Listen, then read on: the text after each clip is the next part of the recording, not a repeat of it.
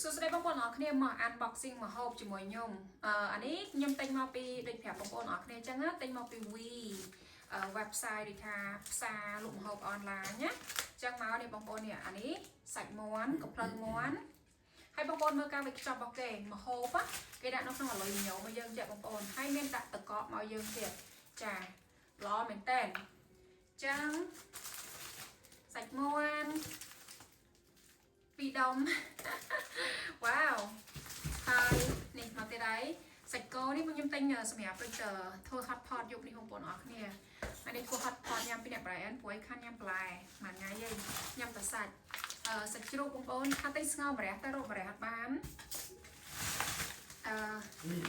ឆ្អឹងជ្រូកខ្ញុំយកមកស្ងោជ្រូកអីចឹងណាហើយអានេះឆ្អឹងជំនីជ្រូកយកមកកាត់នៅពុះស្ងោដែរសាច់ទៅប៉ុណ្ណឹងបងប្អូនហើយសម្រាប់អានេះវិញមាន់នេះមាន់លក្ខណៈដូចថាមាន់ស្វិតទៅបងប្អូនអរគ្នាតែនៅក្នុងមាន់ហ្នឹងមានពងមានកសោមមានអីចាមានកសោមប៉ុន្តែអ្វីដែលខ្ញុំអត់សូវចូលចិត្តទេបងប្អូនមាន់ទាំងមូលហ្មងយល់ទៅយើងត្រូវធ្វើដូចនៅស្រុកខ្មែរអញ្ចឹងត្រូវវះកាត់វះវាហើយយកពោះវៀនពួកអីចេញទាំងអស់ហើយអញ្ចឹងណាអាហ្នឹងថ្ងៃមុនខ្ញុំធ្វើតែអាចប្រឡាក់ពេញដៃខ្ញុំខឹងហើយខឹងអញ្ចឹងមិនខ្ញុំអត់ចូលចិត្តចំណុចអាមាន់ហ្នឹងខ្ញុំអត់ចូលចិត្តហ្នឹងតែវាឆ្ងាញ់ឥឡូវយើងចូលវគ្គបន្លែបងប្អូននេះស្រស់តែបងប្អូនគេថាអត់ស្រស់តែសម្រាប់ខ្ញុំគិតថាប៉ុណ្ណឹងស្រស់ហើយបងប្អូននេះមានជីមញ៉ាមាន spinach 2ដុំបងប្អូនណា spinach 2ដុំមាន watercress នេះ2ដុំដែរអាហ្នឹងខ្ញុំយកមកធ្វើស៊ុបសម្រាប់ធ្វើស៊ុបណាហើយខាត់ណាមានអាពេញប៉ោះសកានេះបងប្អូនអរគ្នាមានសកានេះញ៉ាំលើកនេះសកានេះហ្នឹងសង្ឃឹមតែឆ្ងាញ់ណាចាហើយអូយមកអីស្ដេចគួរល្អមែនតើបងប្អូននេះស្ដេចគួរស្អែកធ្វើភ្លាសាច់គោញ៉ាំទៀតចាបុកភ្លាសាច់គោតែដោយសារអ្នកតងន់គេឲ្យញ៉ាំឆៅអញ្ចឹងណាអញ្ចឹងយើងធ្វើសាច់វាឆ្អិនតិចទៅអានេះតាំងអាវបងប្អូនតាំងអាវហត់ហើយស្ពៃក្តោបមួយត្រប់អីគេបងប្អូនអានេះត្រប់អីគេអ្នកខ្លះគេហៅត្រប់ក្តោគោអូខេ3ផ្លែទុកចុចប្រហុកមាននេះបងប្អូនផ្សិតសម្រាប់ផ្សិតសម្រាប់ស្អីគេមិញស៊ុប hot pot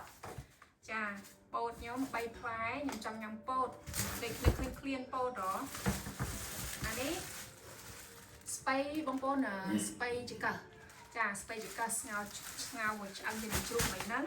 បងប្អូនអត់ដឹងថាស្លអីអ្នកមើលអែនជីរាប់ឲ្យហើយនេះខ្ទឹមណាងឹបទិញក្រូចឆ្មាខុសអានេះខ្ញុំស្មានតែក្រូចឆ្មាធម្មតាតាមប៉ុន្តែនេះគឺក្រូចឆ្មាតូចសង្ស័យថាអាហ្នឹងមែនអានេះក្រូចបងប្អូនក្រូចធម្មតាអូយបន្លែខ្ញុំច្រើនមកញ៉ាំមិនអស់ទៅព្រះម្ចាស់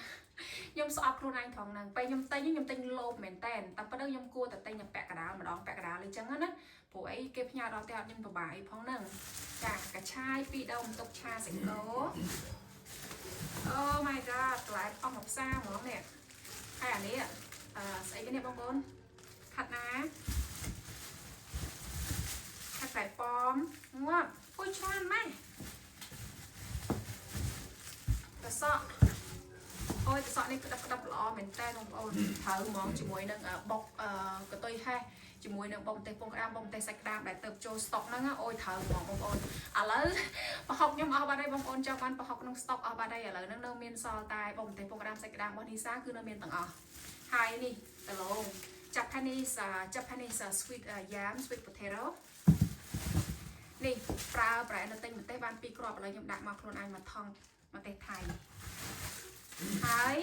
តឡាច3ផ្លែងាប់ញ៉ាំឲ្យអស់ព្រះម្ចាស់អូយបន្លែគេឲ្យច្រើនម៉ែហើយនៅមានទៀតបងប្អូន lasting ស្វាយមួយកេះដូងមកមួយកេះទៀតហើយនេះស្វាយមួយកេះដូងមកមួយកេះទៀតកំពុងរៀបចំឲ្យបានផ្ញើជូនបងប្អូននោះអូខេបងប្អូនអរគ្នាអូនៅសល់ទៀត2ថងទៀតងាប់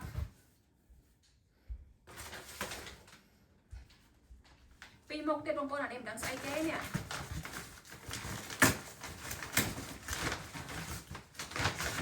អូនេះ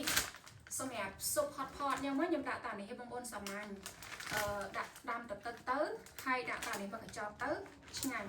ចាឆ្ងាញ់ហើយ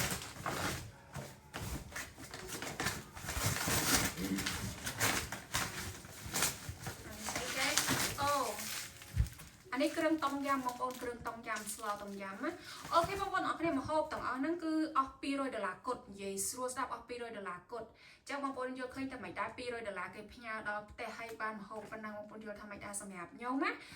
ប៉ុណ្ណឹងគឺថោកហើយស្រួលជាទីបំផុតសម្រាប់ខ្ញុំប៉ុណ្ណឹងខ្ញុំញ៉ាំបានយ៉ាងហើយណាក៏មកទឹកទៀតទឹកដែរបងប្អូនអរគ្នាម្នាក់ឯងពីអ្នកប្រៃអាន